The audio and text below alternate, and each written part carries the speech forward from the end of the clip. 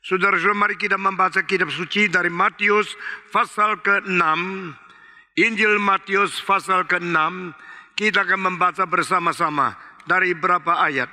Injil Matius pasal ke-6. Dari ayat ke-5 sampai ayat ke-15. Dan apabila kamu berdoa, janganlah berdoa seperti orang munafik. Mereka suka mengucapkan doanya dengan berdiri dalam rumah-rumah ibadah dan pada tikungan-tikungan jalan raya, supaya mereka dilihat orang. Aku berkata kepadamu, sesungguhnya mereka sudah mendapat upahnya. Tetapi jika engkau berdoa, masuklah ke dalam kamarmu, tutuplah pintu, dan berdoalah kepada Bapamu yang ada di tempat tersembunyi. Maka Bapamu yang melihat yang tersembunyi akan membalasnya kepadamu. Lagi pula dalam doamu, janganlah kamu bertele-tele seperti kebiasaan orang-orang tidak mengenal Allah. Mereka menyangka bahwa karena banyaknya kata-kata doanya akan dikabulkan. Jadi janganlah kamu seperti mereka, karena Bapamu mengetahui apa yang kau perlukan sebelum kamu minta kepadanya.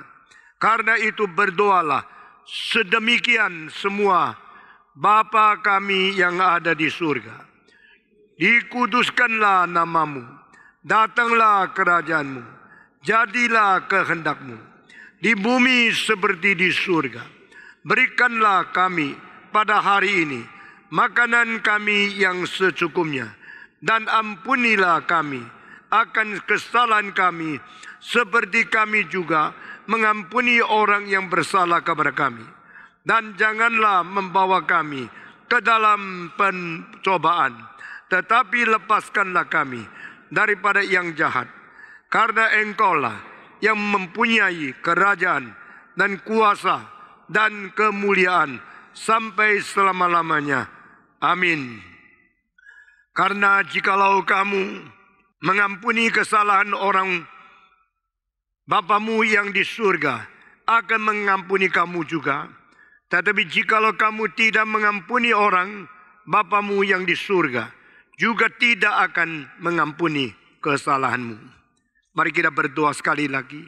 Kami sudah membuka firman-Mu ya Tuhan. Sekarang bukalah hati kami, bukalah pikiran kami, bukalah mata rohani kami, sehingga kami boleh mengerti dan kami boleh menerima berkat melalui firman yang dikhotbahkan. Pakailah hamba-Mu yang hina ini, berkati setiap jiwa yang berada di sini. Dalam nama Yesus Kristus, penebus dan juru selamat kami yang hidup, kami sudah berdoa. Amin. Mulai dari minggu kemarin kita bicara tentang doa Bapa kami. Saya percaya ini adalah doa yang terbaik yang pernah diucapkan di dalam seluruh sejarah manusia. Tidak ada doa yang lebih baik dari doa ini, karena doa ini adalah langsung diajarkan Tuhan kepada orang yang mau berdoa kepada Allah. Yesus Kristus yang adalah Allah, jelma menjadi manusia, mewakili seluruh umat manusia, mengajarkan kita bagaimana berdoa kepada Bapa. Pada waktu kalimat pertama Tuhan Yesus berkata, Bapa kami yang berada di dalam surga. Kami berada di bumi, tetapi kami mempunyai seorang tua yang mengasihi lebih dari siapapun kepada kita di dunia yang di surga.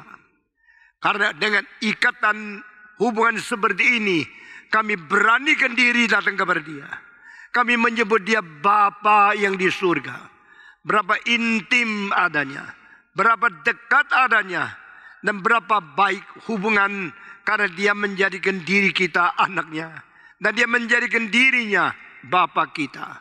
Sebagaimana yang dijanjikan di perjanjian lama, Tuhan berkata, saya akan memanggil orang yang bukan anakku menjadi anakku. Saya akan menjadikan Bapa kepada mereka yang bukan anakku. Saya menjadikan Bapa mereka, dan mereka saya jadikan sebagai anak saya sendiri. Sehingga kita diberikan roh anak. Dan kita mempunyai hak istimewa boleh menyebut Bapa di surga. Saudara-saudara, jikalau kita betul-betul mengerti istilah ini, kita betul-betul menghayati makna daripada ini, kita tidak akan rasa tersendiri. Karena kita mempunyai seorang Bapa rohani, Bapa pencipta, Bapa pengasih sayang, Bapa penyelamat yang berada di surga, yang matanya melihat segala sesuatu yang terjadi di dunia, dan hatinya mengetahui segala sesuatu yang kita perlukan di dunia ini. Bapa di surga. Sesuatu engkau yang diperlukan oleh aku di dalam jalinan hubungan relativisasi antara yang dicipta dan yang mencipta, sekarang sudah dibangunkan oleh Yesus Kristus. Kita memanggil Tuhan sebagai engkau. Kita memanggil diri sebagai aku, ku dan engkau. Engkau yang kekal, engkau yang misterius, engkau yang supranatural, engkau yang mencipta, engkau yang tidak terbatas. Engkau adalah Bapakku, Bapakku yang ada di dalam surga. Setelah kita mempunyai kehubungan yang begitu dekat, begitu intim dengan Dia, lalu doa pertama yang kita katakan kepada Dia yang berada di surga adalah supaya namanya dikuduskan di seluruh dunia. Saudara-saudara, anak yang mengetahui bagaimana menghormati ayahnya di surga, orang yang mengetahui bagaimana berbakti kepada Dia yang tidak kelihatan oleh mata kita, kita memberikan kehormatan yang sungguh-sungguh kepada Tuhan. Dan kita mengharapkan semua orang juga menghormati Tuhan. Jikalau kita menghormati Tuhan, kita berbakti kepada Dia, kita juga mengharapkan Tuhan kita yang hormat harus dibakti, dihormati oleh semua orang. Maka doa pertama di hadapan Tuhan bukan minta kekayaan, bukan minta kesejahteraan, bukan minta berkat secara materi, tapi minta supaya nama Tuhan dipermuliakan di seluruh dunia. Bapa kami yang berada di surga, dikuduskanlah namamu, disucikanlah namamu, karena engkau adalah Allah yang suci. Saudara-saudara, pengertian pertama mengenai teologi, pengertian pertama mengenai sifat ilahi, mengerti kesucian daripada Allah Bapa. Allah yang sejati adalah Allah yang suci. Allah yang sejati adalah Allah yang dipermuliakan. Allah yang sungguh-sungguh mempunyai sifat yang paling hakiki yang tidak ada pada semua Allah yang palsu. Saudara-saudari, di dunia berapa banyak agama, berapa banyak dewa, berapa banyak orang menyembah yang tidak-tidak, yang bukan-bukan, yang bukan benar sesungguhnya Allah, tapi mereka memperdewa yang bukan dewa, memperalah yang bukan Allah. Mereka menyembah yang tidak patut disembah, dan mereka tidak pernah mengetahui Allah yang sejati adalah Allah yang bagaimana. Alkitab berkata kepada kita, hakiki dari bersifat ilah yang paling fundamental, paling dasar adalah sifat kesucian Allah. Allah adalah Allah yang suci. Allah yang suci adalah Allah yang sejati. Allah yang tidak suci adalah Allah yang palsu. Allah palsu tidak mempunyai kekudusan. Allah yang asli memiliki kekudusan pada dirinya sendiri. Saudara-saudara, Allah di dalam Alkitab, di kitab Yesaya berkata, dengan siapakah engkau membandingkan saya dengan Allah-Allah yang palsu? Dengan Allah-Allah yang manakah engkau membandingkan saya dengan mereka? Bukankah satu Allah? Saya adalah Allah yang dari permulaan menunjukkan hal yang terjadi pada akhir di dalam sejarah. I'm the one who show you the last things from the beginning. Dari titik permulaan, saya menunjukkan segala sesuatu yang akan terjadi pada akhir kepada engkau. Allah yang sejati adalah Allah yang supra sejarah. Allah yang asli adalah Allah yang melampaui waktu, melampaui tempat, dan Dia adalah Allah yang ada pada diri sendiri. Dan Allah yang sejati adalah Allah yang suci di dalam segala hal. Allah yang tidak berubah. Allah yang kudus secara sifat diri dia sendiri. Kekudusan ini merupakan sifat ilahi yang menjadi keunikan Allah yang tidak ada taranya. Saudara-saudara, semua kegiatan yang meniru, mengkopi, memalsukan Allah mungkin terjadi dengan bakat, karunia, dan segala kemampuan manusia yang berasal dari Tuhan Allah. Tetapi hanya satu hal yang tidak mungkin dipalsukan, satu hal yang tidak mungkin dikopi, yaitu kesucian Allah. The holiness of God cannot be copied, cannot be fake, because this is the only attribute of God who is in Himself. Saudara-saudara, holiness is our God. Sucilah Allah kita. Saudara-saudara, semua dewa, semua patung, semua ilah-ilah yang palsu yang dibikin oleh manusia boleh diceritakan dengan muluk-muluk, boleh dipamerkan dengan mujizat-mujizat palsu. Tapi satu hal yang tidak mungkin dipalsukan oleh semua dewa, semua ilah yang palsu, tidak mungkin dipalsukan oleh semua agama yang lain, adalah kesucian Allah yang mutlak. Allah adalah Allah yang mutlak suci, Allah yang berada di kekudusan pada sendiri. Itu sebab Allah tidak bermain-main. Allah yang suci, tidak mau berkompromi, tidak mau dicampurkan, tidak mau dijejerkan dengan ilah-ilah yang lain. Saudara-saudara, bukankah kita boleh melihat banyak agama di sekitar kita? Kita boleh melihat banyak yang disebut pendeta atau banyak yang disebut pemimpin-pemimpin agama.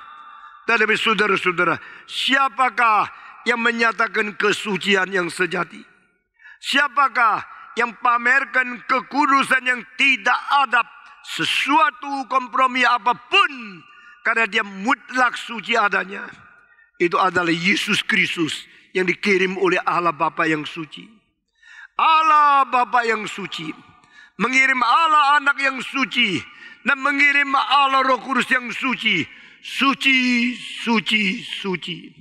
Ketiga pribadi yang suci yang menerima sembah sujud dari serafim, di mana taktanya dikelilingi oleh malaikat-malaikat yang berterbang dengan 6 sayap.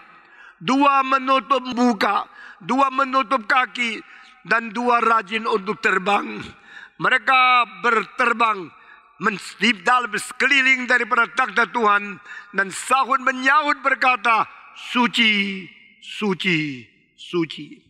Allah Bapa yang suci, Allah Anak yang suci, Allah Roh Kudus yang suci. Ketiga pribadi dalam keesahan sifat ilahi yang esa, yang suci. Itu adalah Allah kita. Saudara-saudara, di dalam semua dewa-dewa dan di dalam semua ajaran-ajaran daripada ilah-ilah palsu, banyak perjinahan, banyak kenajisan, banyak dosa-dosa yang diperbuat. Di dalam perjanjian lama Tuhan Allah berkata kepada Israel, basmikanlah 7 suku yang berzina di dalam kuil mereka. Karena mereka berzina, mereka berdosa, saya akan menumpaskan mereka, saya akan menghapuskan nama mereka dari muka bumi. Saudara-saudara, kenapakah Tuhan Allah begitu kelihatannya kejam, begitu kelihatannya ganas untuk membunuh orang-orang yang tidak berbakti kepada Dia? Karena Tuhan mau membuang segala ketidaksucian yang sudah melanda dan membahayakan umat manusia. Saudara-saudara, 7 suku yang diperintahkan Allah kepada orang Israel untuk membasmi mereka adalah mereka orang-orang yang menyembah dewa-dewa palsu. Dan pada waktu mereka ada di kuil mereka, mereka tengah-tengah menyembah, mereka laki-laki perempuan, muda-mudi, semua telanjang dan saling berhubungan seks di dalam kuil mereka. Allah yang suci di surga melihat keadaan demikian, Dia membenci kenajisan, Dia membenci perzinahan. Dan Allah yang suci memerintahkan Israel, tumpas mereka, bunuh habis mereka, supaya dunia tidak dinajisi oleh dosa-dosa seperti ini. Apakah itu kekejaman Allah? Tidak. itu adalah cinta kasih Allah. Karena Allah mencintai umat manusia, maka Allah tidak memperboleh perjinahan bermain-main di tengah umat manusia. Saudara-saudara, manusia melalui perjinahan dan kenajisan telah merugikan masyarakat manusia sendiri beribu-ribu tahun. Sampai kapan? Karena homoseks mengakibatkan keadaan AIDS, sehingga sekarang baik di Irian Jaya sampai Sumatera, semua orang menganggapkan diri adalah orang beragama. Agama Islam kah, agama Kristen kah, agama Buddha kah, agama Hindu kah. Semua menganggap diri beragama. Tapi mereka yang tidak menghargai Tuhan dan tidak menghormati kekudusan Tuhan telah jatuh di dalam homoseks dan lesbian yang mengakibatkan perzinahan, membangkitkan AIDS yang melanda di seluruh Indonesia. Saudara-saudara, kita tidak boleh bermain-main dengan Tuhan. Karena Tuhan yang sejati adalah Tuhan yang suci. Dan Tuhan berkata, karena aku suci, maka engkau harus suci di dalam segala perbuatanmu. Tuhan berkata kepada Israel, you should be holy in everything you do, because I am your God. I am the holy God. Allah yang suci tidak mengizinkan, tidak mentoleransi kejahatan, kekurangan daripada moral dan ketidakberesan daripada segala perbuatan yang jinah berada di dunia. Saudara-saudara, mari kita betul-betul mengabdi kepada Tuhan dengan perasaan penuh takut kepada Tuhan. Mari kita kepada Dia, oh Tuhan, biarlah Engkau dikuduskan oleh segala bangsa, dikuduskan oleh segala manusia. Namamu yang suci harus disucikan oleh kita semua. Saudara-saudara, Allah yang suci mewarnai segala sifat ilahi yang lain dengan sifat hakiki yang paling dasar ini. Itu sebab Allah itu kasih adanya. Kasihnya adalah kasih yang suci. Allah itu adil adanya. Keadilannya adalah keadilan yang suci. Allah itu murah adanya. Kemurahannya adalah kemurahan yang suci. Allah itu bajik adanya. Kebajikannya adalah kebajikan yang suci. Allah itu adalah adil, benar, suci, benar, kasih, murah. Segala sesuatu yang disebut sifat ilahi, semua disisih, semua didasari dengan kesucian. Tidak ada sesuatu dari Allah yang tidak suci. Dan Allah memberikan anugerah. Anugerah itu suci. Allah memberikan berkat. Berkat itu suci. Allah memberikan kebenaran. Kebenaran itu suci. Allah memberikan pengajaran. Pengajaran itu suci. Allah memberikan hajaran. Hajaran pun itu suci adanya. Saudara-saudara, manusia yang mengerti kesucian Tuhan adalah manusia yang mendapat berkat yang besar.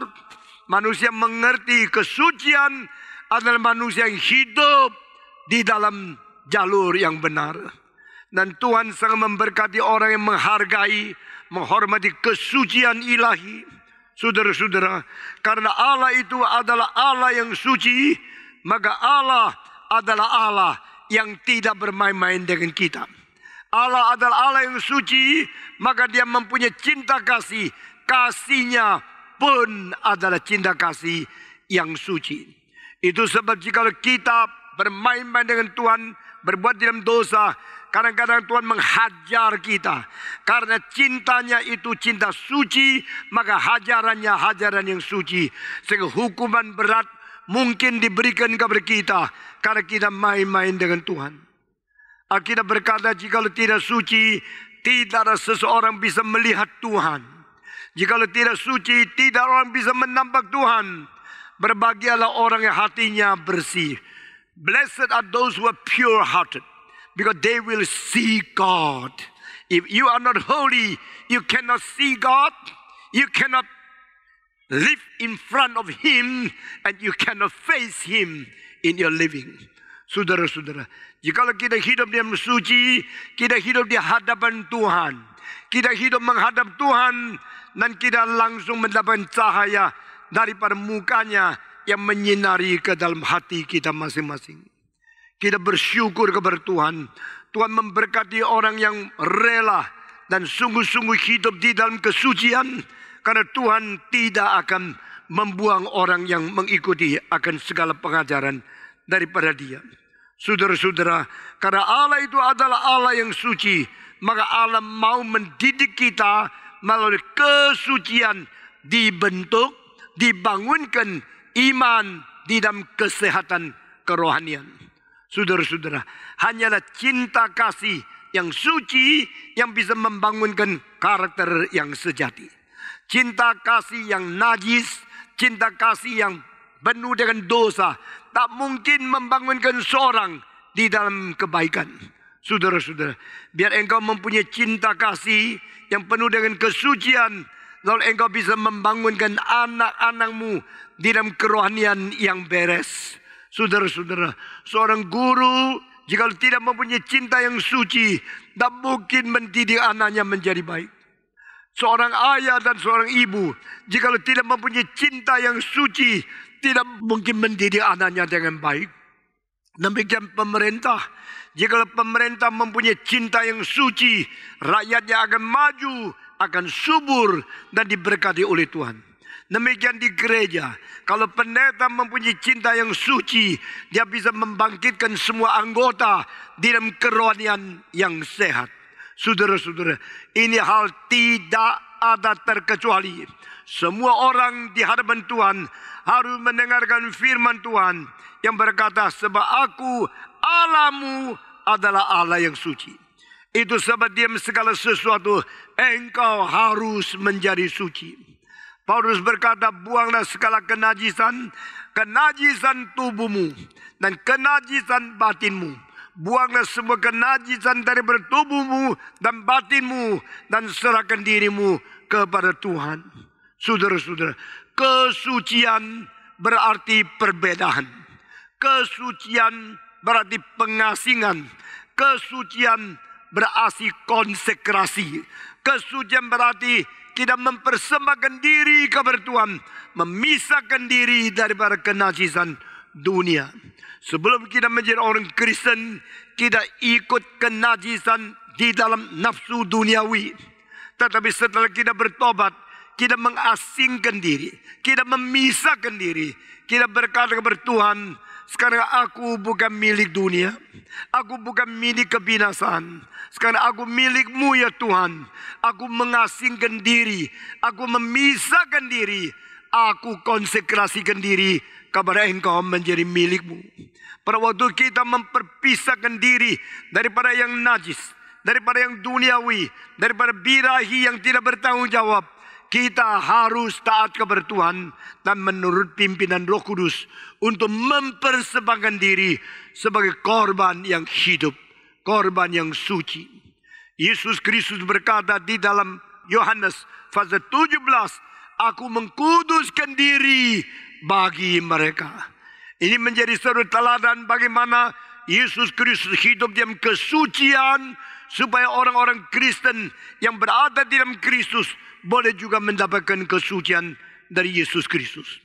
Saudara-saudara, karena Yesus Kristus hidup di dalam kesucian, maka dia menjadi Tuhan kita. Dia menjadi saudara kakak yang paling sulung daripada kita, menjadi teladan daripada kita. Ibrani pasal 2 dikatakan, kita yang sudah menerima panggilan kudus dari surga. Siapa kita?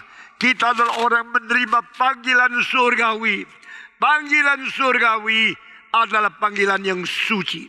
Memanggil kita supaya berbagian di dalam kesucian Tuhan. Jikalau Bapa kita di surga adalah Bapa yang suci, kita akan dijadikan orang suci milik Bapa, sehingga orang suci dan orang suci membangun satu persekutuan yang kudus. Gereja Tuhan adalah gereja yang kudus dan gereja yang suci dari segala bangsa, dari segala suku, dari segala benua, dari segala negara, dari segala bahasa, dari segala sudut seluruh dunia yang dipanggil oleh kesucian Tuhan, dipanggil oleh kesucian Tuhan, yang suci, suci, suci, menerima panggilan suci, berkumpul, kita menjadi kelompok kaum kudus. Kaum yang kudus menjadi sesuatu assembly of the holiness, menjadi sesuatu panggilan kudus, menjadi sesuatu jemaat kudus, assembly of the holiness of God. Ini disebut Holy Church, gereja yang kudus dan am. Dan kita menerima panggilan seperti itu, kita menjalankan tugas. Bagaimana kita boleh sungguh-sungguh hidup di dalam kesucian untuk memperkenan Tuhan Allah. Saudara-saudara, jikalau kita mengerti kesucian adalah dasar dari sifat ilahi, dan kita juga mengetahui kesucian adalah tuntutan ilahi terhadap kita masing-masing, biar kita mengkoreksi diri dan selalu mengintrospeksi hal apa di dalam diri kita yang mempunyai motivasi yang tidak suci. Jika motivasi tidak suci, kita boleh menipu orang lain. Kita menutupi segala kelakuan kita dengan hal-hal alasan kelihatan muluk-muluk. Tapi Tuhan mengetahui isi hati kita yang paling dalam. Hanya bersih hatinya. Orang yang motivasi bersih, suci, diperkenan oleh Tuhan. Jangan kerjakan sesuatu karena kita mempunyai kepintaran untuk menudungi diri. Kita mempunyai kepintaran untuk menipu orang lain. Tapi kita tidak mungkin menipu Tuhan. Tuhan melihat ke dalam hati sanubari. Karena orang melihat hal luar, Allah melihat batin di dalam. Jika hati kita suci, dengan suci tidak motivasi, kita akan diperkenan oleh Tuhan. Saudara-saudara sekalian, orang Kristen adalah orang yang mencintai kesucian. Dan kesucian kalau dicintai kita, dirindui oleh kita, dengan sendirinya kita tidak mau gabung dengan segala yang najis dan yang kotor. Saudara-saudara, seekor domba kalau kakinya celup ke dalam lumpur yang kotor, dia akan goyang-goyang, dia akan bersihkan. Kalau dia ketemu ada air, dia akan bersihkan kakinya karena dia tidak suka dikotori. Demikian orang Kristen yang sungguh-sungguh mencintai kesucian, kita membenci hal yang najis. Kita membenci hal yang tamak, hal yang tidak beres, hal yang penuh dengan hati dan pikiran kelakuan yang najis, yang merusak akan citra kita, merusak akan keadaan rohani kita. Kita akan menjaga diri di hadapan Tuhan dan berkata, di sini saya adalah anakmu, peliharalah di dalam hidup yang suci. Saudara-saudara, ingat kepada dirimu sendiri. Jangan sembarangan berkawan dengan mereka yang najis. Jangan bergaul dengan mereka yang tidak takut kepada Tuhan. Jangan membiasakan diri berada di tengah-tengah mereka yang selalu mentertawakan Tuhan, atau mempermainkan Tuhan, atau mengejek-ejek nama Tuhan. Jangan bergaul dengan orang seperti itu. Carilah mereka yang hidup suci. Carilah mereka yang mencintai Tuhan. Carilah mereka yang hidup dalam kemurnian jiwa yang sungguh-sungguh jujur. Dan engkau bergaul dengan mereka, engkau akan mendapatkan berkat yang besar. Pemuda-pemudi khususnya, jangan membiarkan engkau kompromi sedikit. Dengan pelan-pelan engkau akan masuk ke dalam kesalahan-kesalahan yang besar. Engkau masuk ke dalam kejahatan yang besar sekali. Tapi permulaan sama sekali tidak lihat. Pelan-pelan engkau akan menuju kepada kerusakan itu. Di Alkitab kita melihat Abraham menjaga diri seumur hidup sampai mati. Hidup suci menyenangkan Tuhan. Tapi Lot tidak demikian. Lot menginginkan materi. Lot inginkan kekayaan dunia. Lot menginginkan sukacita daripada duniawi. Maka dia meminta tendanya sedikit demi sedikit, sehari demi sehari. Makin lama makin dekat dengan Sodom dan Gomora. Akibatnya adalah Sodom dan Gomora pada satu hari menerima api dari surga, membakar habis. Jadi apa yang diterima oleh Lot di situ? Dia menjadi kaya di Lot, menjadi kaya di Sodom Gomora. Dia mendapat uang yang banyak, mendapat harta yang berlimpah-limpah. Tetapi akhirnya tidak ada sesuatu pun yang bisa dibawa keluar dari situ. Karena malaikat datang mengambil tangannya dan istrinya dan anaknya. Semua keluar daripada Sodom dan Gomora. Begitu baru keluar tidak lama, api belarang turun dari surga, menghanguskan semua itu. Saudara-saudara sekalian, apa yang kita terima daripada kesenangan dosa, apa yang kita nikmati daripada segala perjinahan dan segala keenakan daripada dunia ini adalah sia-sia belaka. Hanya mereka yang hidup suci akan dipelihara oleh Tuhan. Abraham meskipun tidak mendapatkan kekayaan seperti Lot di Sodom dan Gomora, Nabi Abraham telah mendapatkan kekayaan dari surga yang dipelihara oleh Tuhan sampai selama-lamanya. Saudara-saudara, Bapa kita yang berada di surga, Bapa yang di surga, dikuduskanlah namamu. Engkau adalah Bapa yang suci, Engkau adalah Allah yang suci. Kesucianmu tidak mungkin dipalsu, kesucianmu tidak mungkin dikopi, tidak mungkin ditiru, dan tidak mungkin dipermainkan oleh manusia. Karena engkau suci pada dirimu, dan kesucian itu adalah kesucian yang murni dan kekal adanya. Saudara-saudara, kemurnian mengandung kekekalan. Dengar kalimat ini sekali lagi. Kesucian mengandung zat kekekalan. Murni yang sungguh-sungguh tidak campur yang lain, tidak mungkin menjadi perubahan. Karena kemurnian mempunyai kekekalan di dalamnya, sehingga yang murni tahan, tidak pernah akan luntur. Saudara-saudara, satu kali saya berkata kepada Dr. Andrew G, bagaimanakah bisa menjadi hamba Tuhan yang terus suci, yang terus setia, sampai mati tidak berubah. Saya takut. Dia tanya saya, kamu takut apa? Saya takut kalau sudah tua berubah, menjadi hamba Tuhan yang tidak setia lagi. Lalu dia melihat saya dengan muka yang sangat seram, serius.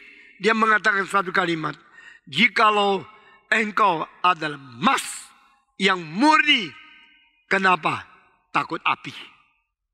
Jawaban itu singkat sekali. Kalau engkau adalah emas murni, if you are pure gold, why are you afraid of fire? Kalau engkau emas murni, kenapa takut api? Saya langsung sadar. Yang penting bukan bagaimana jaga-jaga supaya saya jangan jatuh, jangan salah, jangan berdosa. Yang penting adalah terus periksa di dalam hatimu, murni tidak. Murni tidak. Murni atau tidak. Kalau engkau ada emas murni, engkau tidak usah takut api. Biarkan masuk api yang begitu menyala-nyala, api yang panas, langsung dicairkan, tetap adalah emas. Karena murni mengandung kekekalan. Allah adalah Allah yang suci, Allah juga adalah Allah yang kekal. Hanya orang yang suci, bersih, murni, tahan untuk selama-lamanya. Jikalau itu emas-emas lapisan di luar, kena api langsung hancur, dalamnya langsung kelihatan bukan emas. Saudara-saudara, yang penting bukan ada api atau tidak ada api. Yang penting bukan aman atau tidak aman. Yang penting murni atau tidak murni. Biar kita semua berkata kepada diri kita sendiri, bagaimana saya mencapai kemurnian? Oh Tuhan, ajar saya supaya saya boleh murni, boleh suci, sehingga kesucian itu boleh tahan uji, dibakar pun tetap adalah emas. Saudara-saudara, bagaimanakah orang-orang kuno membuat emas yang murni? Bagaimanakah orang-orang kuno mereka mendapatkan perak yang murni? Pertambangan yang mengandung perak ada bahan besi, tanah, pasir, dan kerikil. Banyak hal yang berada di dalam. Setelah diambil semuanya, dimasukkan ke dalam api. Sudah masuk ke dalam api, lalu dibakar sampai seluruhnya perak itu leleh. Sudah cair, tetapi batu, papu, pasir-pasir berada di dalam.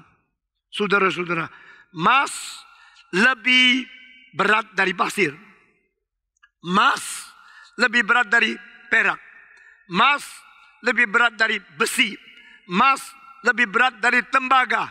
Emas lebih berat daripada semua timah dan hal yang lain. Itulah sebab emas itu sudah menjadi cair, timahnya ngambang, peraknya ngambang, pasirnya ngambang, batunya ngambang, emas paling berat, yang ringan semua terapung ke atas.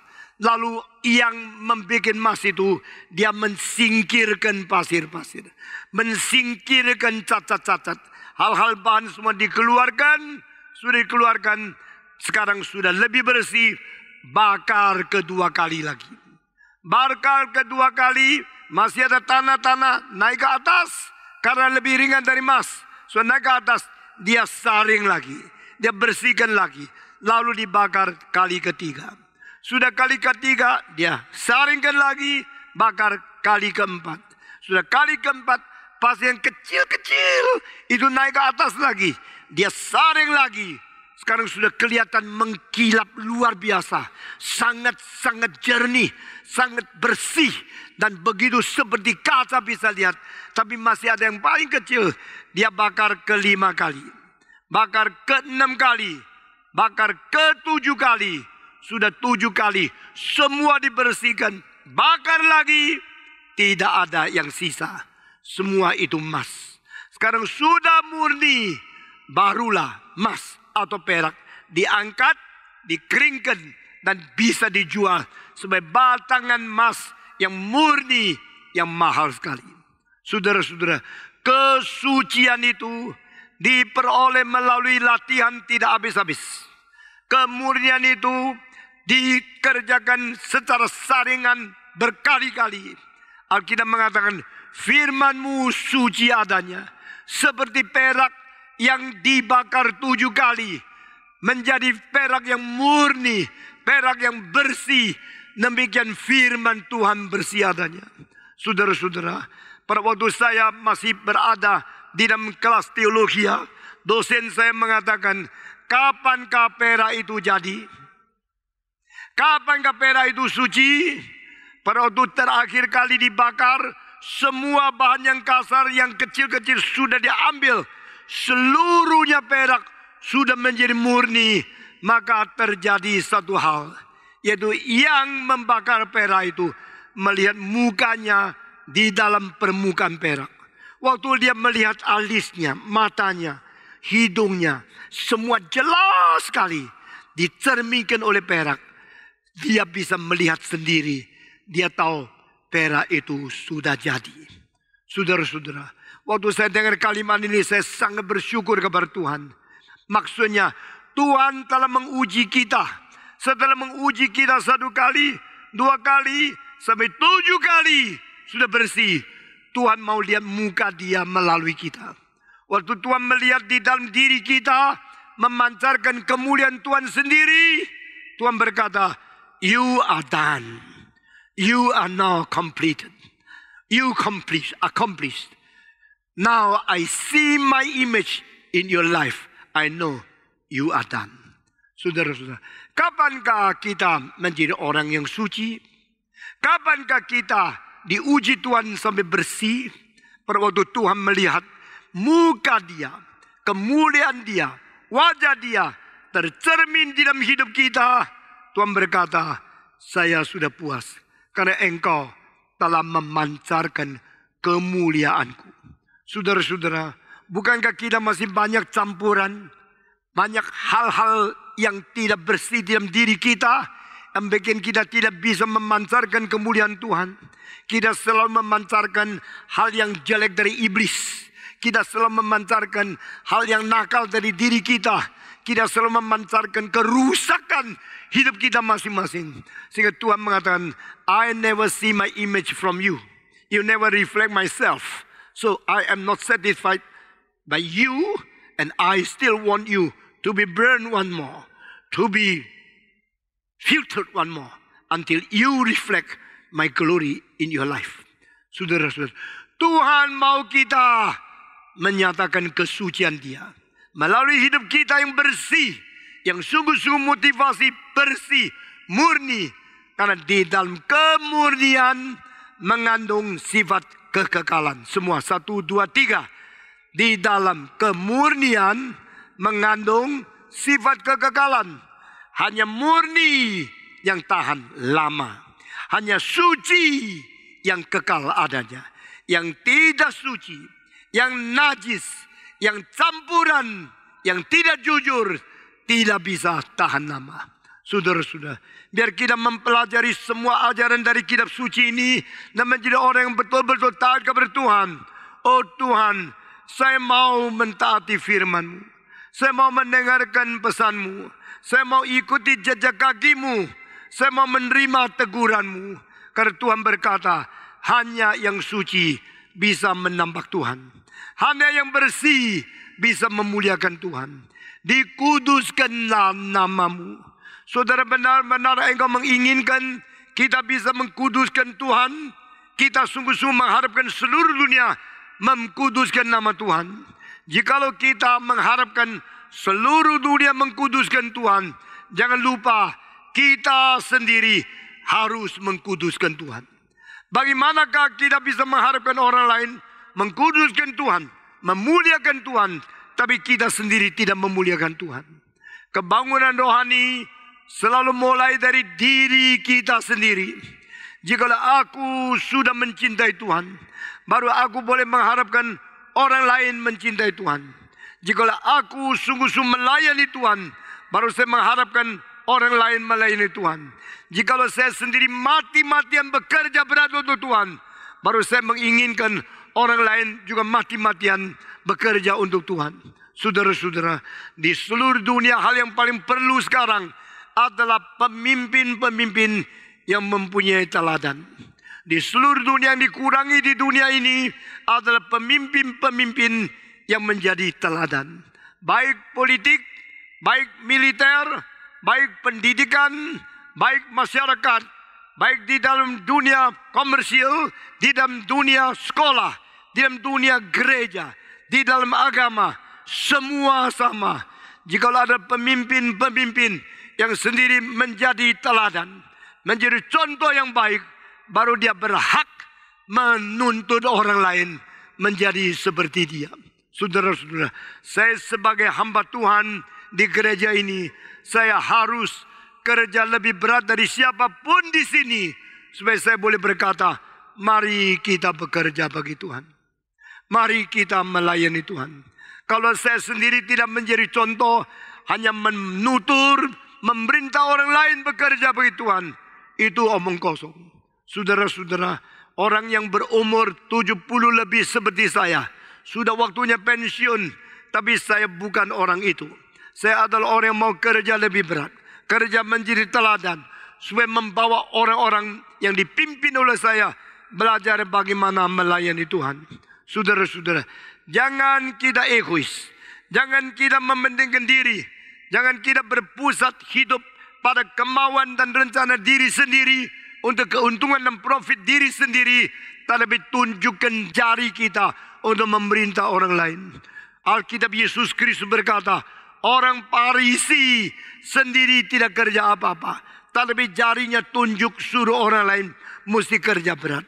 Maka hidup pura-pura sedemikian tidak mungkin memuliakan nama Tuhan. Saudara-saudara, Alkitab berkata kepada kita, biarlah engkau menjadi teladan, biar engkau menjadi contoh bagi orang lain. Maka jikalau kita berdoa, diperkirakan, dikuduskanlah nama-Mu ya Allah Bapa yang berada di surga. Benar? Engkau ingin Allah Bapa mendapatkan kehormatan di surga melalui orang-orang lain? Jikalau engkau mau Bapa dikuduskan oleh seluruh dunia, kuduskanlah Bapamu di dalam hidupmu terlebih dahulu. Saudara-saudara, jikalau kita sendiri mengkuduskan Bapa di surga, lalu orang lain akan mengikut kita, akan meniru kita. Karena kita dijadikan terang dunia, garam dunia. Terang selalu bersinar keluar. Terang selalu berinisiatif. Terang tidak perlu pasif. Dia selalu aktif, inisiatif, dan terus memberikan cahaya keluar. Mengkorbankan diri dan memberkati orang lain. Pada waktu satu lilin masih bernyala, lilin itu sedang menghancurkan diri. Pada waktu satu lilin sedang berterang, dia sedang mengkorbankan diri.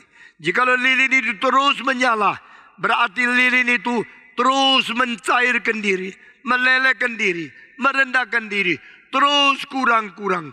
Makin mengurangkan diri, baru makin meneruskan cahaya. Makin mengurangi diri, baru makin beri inisiatif memberikan cahaya ke orang lain. Saudara-saudara, orang yang mau hidup suci dan membiarkan Tuhan diperkuduskan adalah orang yang rela mengkorban, rela mengurangi diri, rela menjadi teladan untuk mengkorbankan diri. Deny yourself and you can be the light of the world, you can be the salt of the world. Jikalau kita menghancurkan diri, baru kuah itu menjadi asin. Garam pada waktu masih sempurna, masih utuh, sekitarnya tidak ada berasa apa-apa. Tapi garam, kalau mau sekitarnya, seluruh kuah itu menjadi enak rasanya, asin, enak, lezat. Maka dia harus mencairkan diri, menghancurkan diri. Demikian terang, demikian garam. Saudara-saudara, Tuhan memberkati kita, biar kita menjadi orang Kristen yang sungguh-sungguh rela berkorban diri dan rela menjadi teladan bagi orang lain, rela mencairkan diri sehingga kita membawa orang lain kembali memuliakan nama Tuhan kita yang berada di dalam surga. Saudara-saudara, harus kita memisahkan kesucian dan keduniawian. Yang keduniawian, birahi dan segala seks, emosi yang tidak beres, kita harus buang. Lalu kita mencintai Tuhan, menginginkan yang suci, menginginkan sifat ilahi yang dipancarkan melalui Yesus Kristus kepada kita, yang kita tiru dan kita berbagian. Saudara-saudara, puji Tuhan, Yesus telah menjadi contoh dari zaman ke zaman di dalam dunia. Yesus Kristus sendiri berkata, aku datang adalah untuk melayani, bukan untuk dilayani. Dan aku datang menyerahkan nyawaku menjadi tebusan bagi orang banyak. Saudara-saudara, Yesus berkata, aku mengasingkan diri, aku mengkuduskan diri bagi mereka. Maka Yesus memberikan kekudusan untuk memuliakan nama Allah di dalam surga. I sanctify myself for them, so let your name be sanctified. Saudara-saudara, kita mengkuduskan diri, akibatnya Allah kita dikuduskan. Di dalam Alkitab berkata, Yesus berkata, biarlah kelakuanmu yang baik, kelakuan yang baik dinyatakan di hadapan umum, supaya Bapamu di surga dipermuliakan oleh orang kafir. Saudara-saudara, tahu tidak, kita hidup di dalam dunia, kita mempunyai sesuatu resiko yang besar sekali. Melalui kita hidup di dunia, orang yang tak Kristen mungkin mempermalukan nama Tuhan, juga mungkin memuliakan nama Tuhan. Tergantung bagaimana kita menjadi wakil representatif dari Tuhan. Jangan lupa kita dilihat, kita ditonton oleh orang dunia. Seperti orang main sandiwara, mereka melihat engkau, bagaimana engkau mempertunjukkan dirimu akan mempengaruhi bagaimana mereka menghadapi Tuhan Allah mereka. Saudara-saudara, jikalau kita hidupnya mempermalukan Tuhan, orang sekitar kita akan mengejek kekristenan, mengejek Tuhan Allah, mengejek agama Kristen, mengejek gereja, mengejek kitab suci. Tetapi kalau hidup kita betul-betul memuliakan Tuhan, mereka mengatakan, berapa indahnya, berapa mulianya. Alangkah baiknya menjadi orang Kristen seperti ini. Aku ingin juga menjadi orang Kristen. Saya mau tanya dua pertanyaan. Berapa banyak orang menjadi Kristen karena kata-katamu? Pertanyaan kedua, berapa banyak ingin menjadi orang Kristen karena kelakuanmu? Jikalau engkau pintar berkata-kata, engkau pintar bersaksi, engkau pintar berkhotbah, tapi kelakuanmu sama apa yang kau khotbahkan berbeda, percuma engkau menjadi saksi Kristus. Saudara-saudara, jangan kira pintar belajar di sekolah teologi, pintar berkhotbah engkau menjadi hamba Tuhan yang baik. Jika engkau hafalnya bagus, engkau angkanya bagus, engkau Lapornya bagus di sekolah teologi, tapi engkau hidupnya tidak beres. Orang melalui hidupmu yang tidak beres, mereka mencela sekolah teologi. Engkau mencela akan gereja. Engkau mencela orang Kristen semua. Karena engkau salah mewakili mereka. Tapi sebaliknya jikalau engkau meskipun tidak pintar ngomong, saksi kurang lancar, engkau tidak bisa khotbah, tapi kelakuan engkau baik sekali. Yesus berkata, nyatakanlah kelakuanmu yang baik di antara orang-orang kafir. Supaya nama Bapamu di surga dipermuliakan oleh mereka. Saudara-saudara, Bapa yang ada di surga, dikuduskanlah namamu, dipermuliakanlah namamu. Tuhan berkata, benar, engkau mau nama saya dikuduskan, engkau ingin nama saya dipermuliakan, muliakanlah aku dengan kelakuanmu sendiri. Saudara-saudara masih ingat kira-kira 20 tahun yang lalu kita menjual sembako pada waktu kita masih kebaktian di Granada. Waktu itu banyak orang dalam kesusahan dan banyak orang miskin susah hidup, maka kita beli beras, kita beli minyak, kita beli gula, kita bikin di tempat Jakarta, tempat yang jual sembako yang murah untuk menolong orang miskin. Waktu itu mereka mengatakan, Pak Stephen Tong, kita jual sembako di ini, begitu banyak tempat. Lebih baik kita tidak usah kasih tahu yang jual sembako siapa. Saya bilang tidak bisa. Harus tulis KRII. Bukankah Alkitab mengatakan, lakukan segala perbuatan yang baik, tidak usah diketahui oleh orang lain. Saya menjawab, Yesus berkata, lakukanlah yang baik di hadapan umum, supaya nama Bapa dipermuliakan. Mereka bilang, kita tidak usah begitu dong. Tuhan tahu sudah cukup. Saya mendengar kalimat itu seperti orang rohani. Tapi saya tidak percaya. Saya telusuri, kenapa engkau tidak boleh pakai nama GRI. Akhirnya baru dijawab.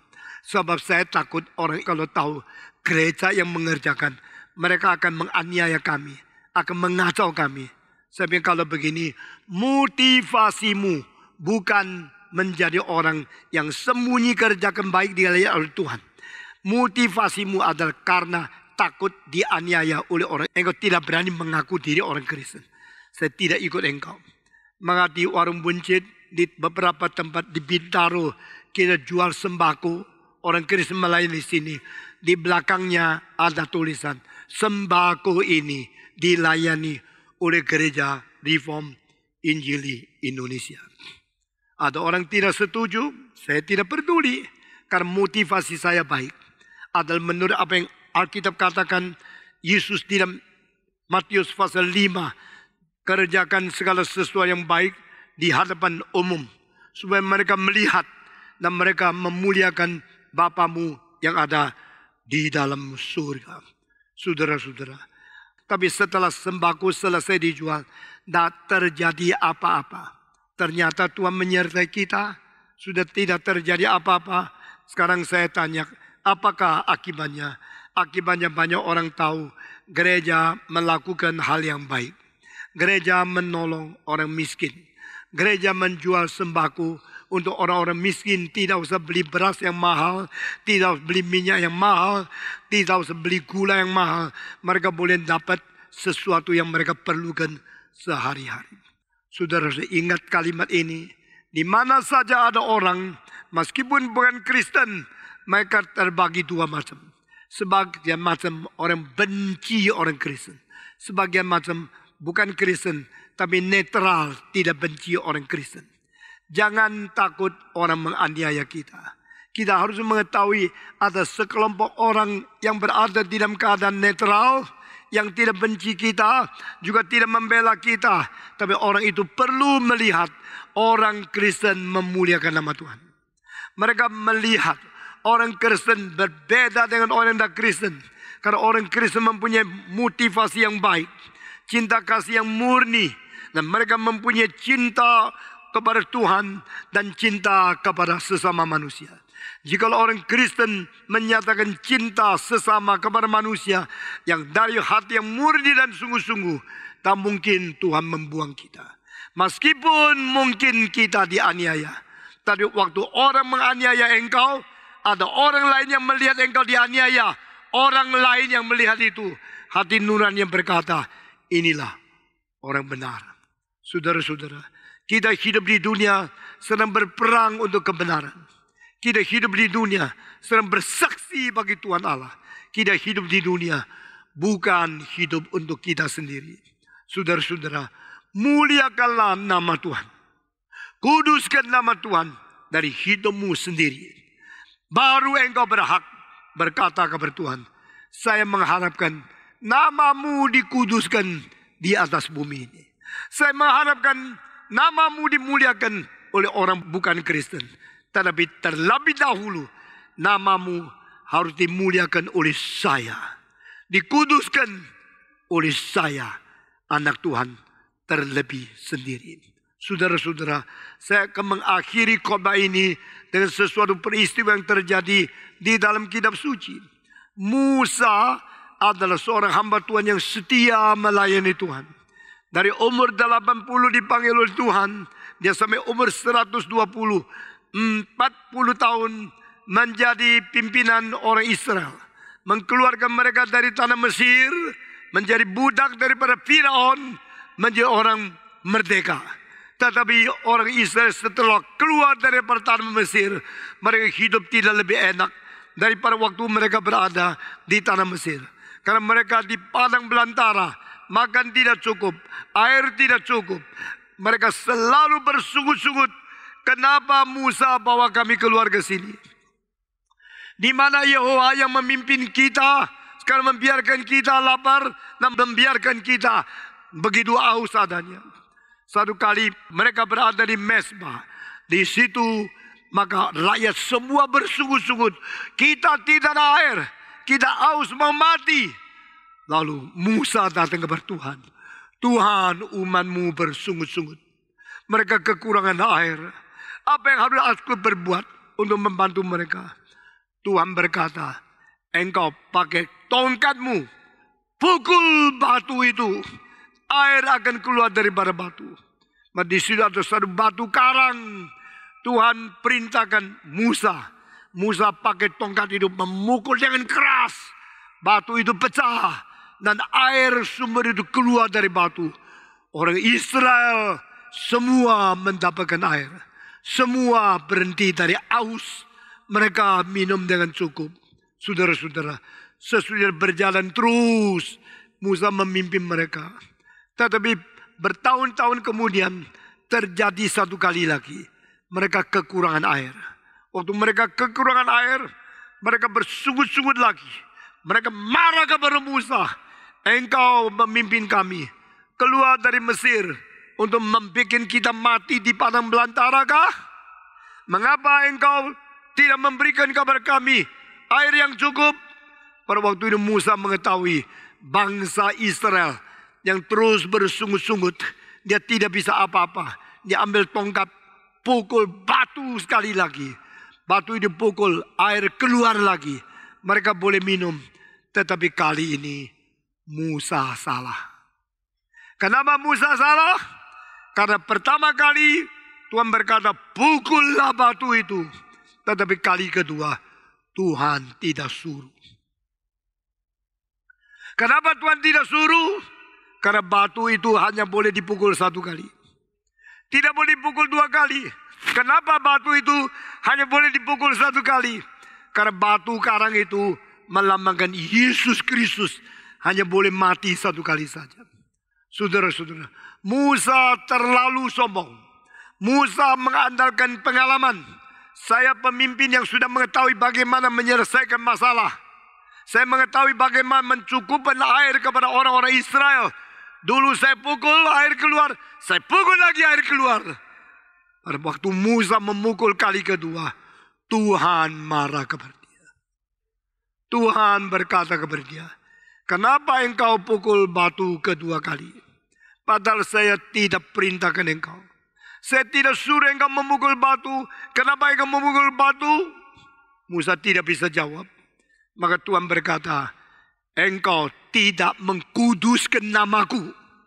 di hadapan Bani Israel, umatku, maka aku menghukum engkau.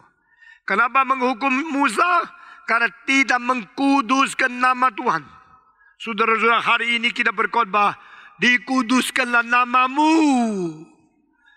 Kita harap semua mengkuduskan nama Tuhan, tapi kita menjadi pemimpin sendiri tidak mengkuduskan nama Tuhan. Tuhan hukum pemimpin.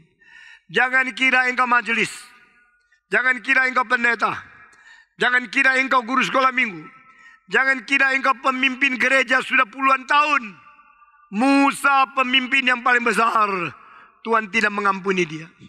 Tuhan berkata, Musa, karena engkau tidak mengkuduskan namaku di hadapan umatku, maka aku menghukum engkau. Hukuman kepada Musa ringan atau berat? Hukuman kepada Musa berat luar biasa. Berapa berat? Dia sudah memimpin Israel 40 tahun. Keluar dari Mesir untuk apa? Untuk masuk ke dalam tanah Kanaan. Tanah perjanjian. Tanah yang mengalirkan madu. Tanah yang mengalirkan susu. Tanah yang indah. Tanah yang subur. Tanah yang diberikan oleh Tuhan. Tapi Tuhan berkata, semua boleh masuk. Engkau tidak boleh masuk. Hukuman begitu berat. Seorang pemimpin memimpin semua masuk. Sendiri tidak boleh masuk. Musa tidak berani bantah Tuhan. Musa hanya bisa terima hukuman daripada Tuhan. Ya Tuhan, apa yang engkau kehendaki, biar itu terjadi. Saya hanya hamba-Mu yang tidak berguna. Biar hukuman tiba kepadaku. Tuhan berkata, Musa, saya menghukum engkau. Engkau jalan kaki. Naik ke Gunung Nebo. Gunung Nebo tinggi sekali. Musa umur 120. Bukankah ini sesuatu hukuman yang terlalu kejam? Bukankah ini sesuatu tuntut yang terlalu keras? Orang sudah umur 120, suruh dia jalan kaki naik gunung. Maka orang-orang lain ikut dia. Sama-sama naik gunung yang tinggi sekali. Boleh naik, tidak boleh turun. Engkau akan mati di atas gunung. Tidak akan turun lagi. Sekarang saya menghukum engkau. Engkau sampai di gunung, engkau bisa melihat tanah yang subur. Tanah yang indah.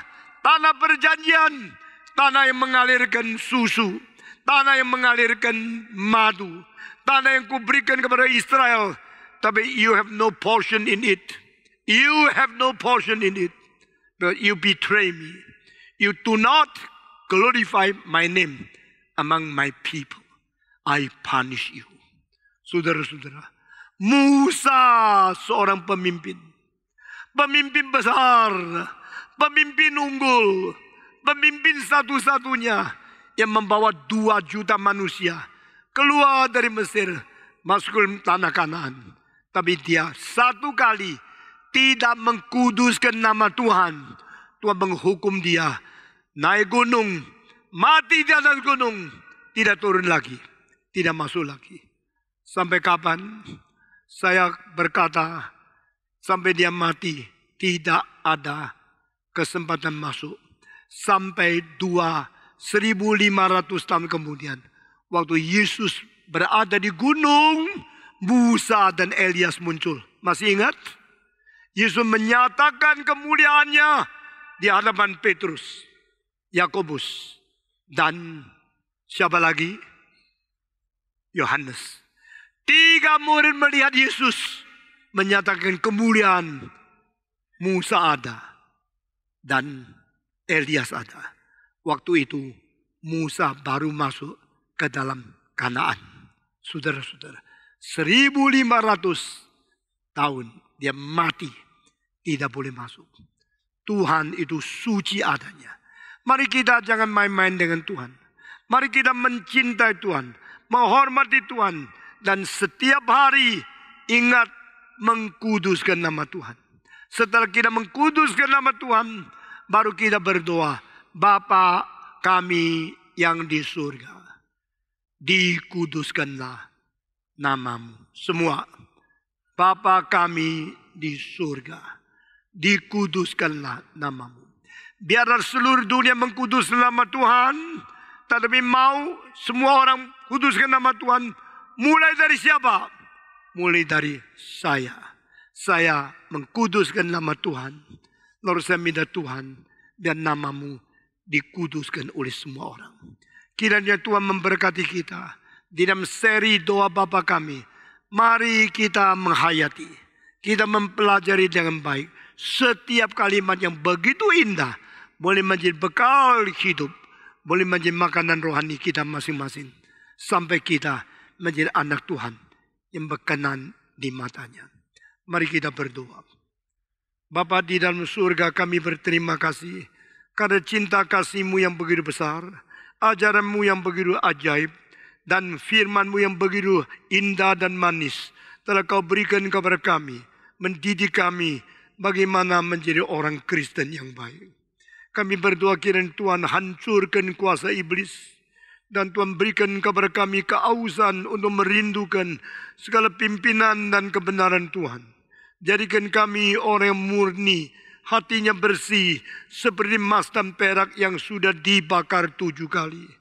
Sehingga kami boleh mencerminkan muka Tuhan, boleh mencerminkan kemuliaan Tuhan. Sehingga Tuhan melihat kami dan menjadi puas. Hindarkan kami dari kesalahan-kesalahan, sehingga kami tidak seperti Musa yang sudah melecehkan nama Tuhan, tidak mengkuduskan nama Tuhan di hadapan umat Tuhan, sehingga menerima hukuman yang sangat keras. Tuhan dengar doa kami, berkati kami, jadikan kami anak Tuhan yang baik. Barang siapa yang hari ini berkata, saya sudah mendengarkan khotbah hari ini, saya ingin menjadi orang Kristen yang baik, saya ingin diuji, saya ingin menjadi orang Kristen yang cintanya murni kepada Tuhan. Ada orang demikian, dipersilakan dengan hormat, angkat tangan saudara. Siapakah? Puji Tuhan, puji Tuhan, puji Tuhan. Siapa berkata Tuhan, saya juga ingin dimurnikan oleh Tuhan. Ada orang demikian, angkat tangan saudara. Siapakah? Puji Tuhan, puji Tuhan, puji Tuhan. Kita berdoa sekali lagi.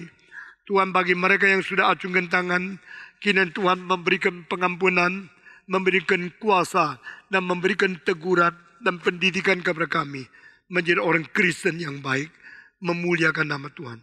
Dengar doa kami yang kami panjatkan dalam nama Yesus Kristus, penebus dan juru selamat kami yang hidup, kami sudah berdoa. Amin.